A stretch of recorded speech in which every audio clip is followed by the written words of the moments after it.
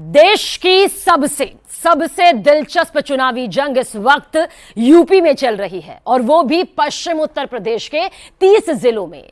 यहां सबसे बड़ा चुनावी समर चल रहा है। पहले और दूसरे फेज में वेस्ट यूपी और रोहिलखंड की कई सीटें हैं और यहां पर चुनाव जीतने के लिए कांग्रेस पार्टी और अखिलेश ने नया दांव भी चल दिया। इसे कांग्रेस का पायलट प्रयोग कहा जा रहा है।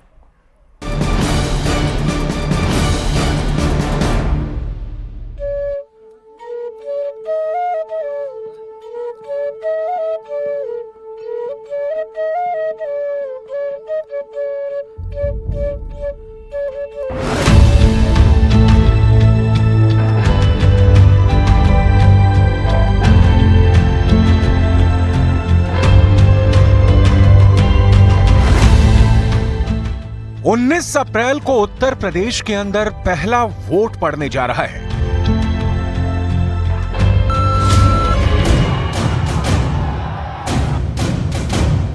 उससे पहले इंडिया अलायंस और भारतीय जनता पार्टी के बीच रैलियों का महायुद्ध शुरू हो चुका है। प्रधानमंत्री नरेंद्र मोदी पश्चिम उत्तर प्रदेश और रोहिलखंड की जमीन को अपने इरादों से नाप रहे हैं और दूसरी तरफ अखिलेश यादव और राहुल गांधी 12 अप्रैल को पश्चिम उत्तर प्रदेश के अंदर एक संयुक्त रैली करने की जबरदस्त योजना पर काम कर रहे हैं। प्रधानमंत्री नरेंद्र मोदी ने पीलीभीत के अंदर एक बड़ी रैली की है और यहां पर देश की जनता के मन को छूने वाले एक एक मुद्दे को और इंडिया अलायंस को घेरने वाले सभी बड़े मुद्दों पर अपनी बात जनता के सामने रखी है।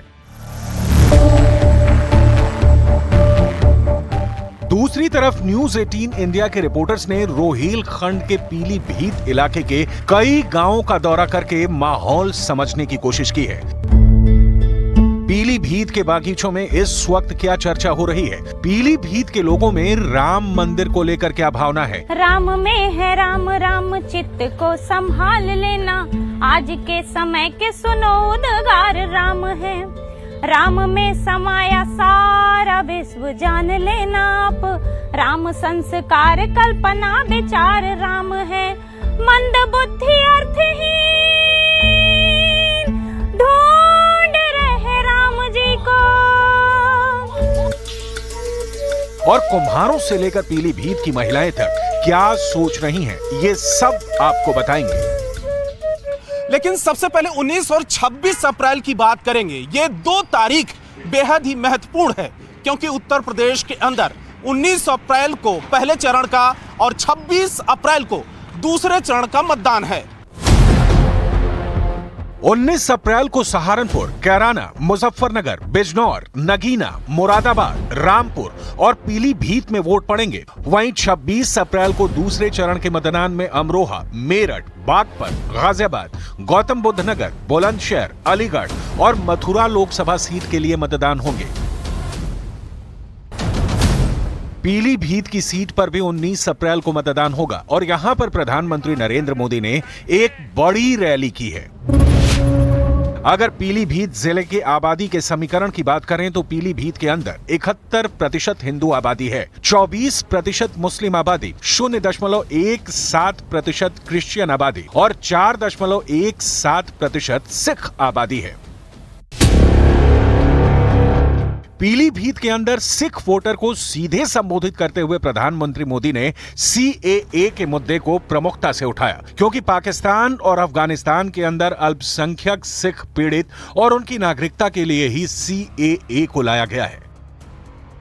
आप मुझे बताइए, मेरे इन हिंदू भाइयों बहनों को, मेरे इन सिख भाई बहनों को भारत अगर नागरिकता नहीं देगा तो कोई और देगा क्या? जल्द ही इंडिया अलायंस संयुक्त रैलियां पश्चिम उत्तर प्रदेश और रोहिलखंड के इलाकों में करने जा रहा है। इस सप्ताह राहुल गांधी और अखिलेश यादव की संयुक्त सभा अमरोहा जिले में होने वाली है। उत्तर प्रदेश में पहले और दूसरे चरण के मतदान में लगभग 16 लोकसभा सीटों पर मतदान होना है और यहां पर प्रियंका गांधी, अशोक गहलोत और सचिन पायलट की रैलियां और रोड शो होने जा रहे हैं। अखिलेश यादव के सामने सबसे बड़ी मुश्किल की बात यह है कि पश्चिमी उत्तर प्रदेश में यादव वोटरों की संख्या उत्तर प्रदेश के दूसरे हिस्सों के मुकाबले काफी कम है। अखिलेश यादव और मुस्लिम के बेस पर अपनी राजनीति करते हैं। यही वजह है कि पश्चिमी उत्तर प्रदेश में जयंत चौधरी के साथ में गठबंधन करके जाट और मुस्लिम के बेस पर वो बीजेपी को हराने की प्लानिंग कर रहे थे, लेकिन जयंत चौधरी के बीजेपी के पाले में जाने के बाद अखिलेश की यह प्लानिंग कामयाब होती हुई नहीं दिख रही है।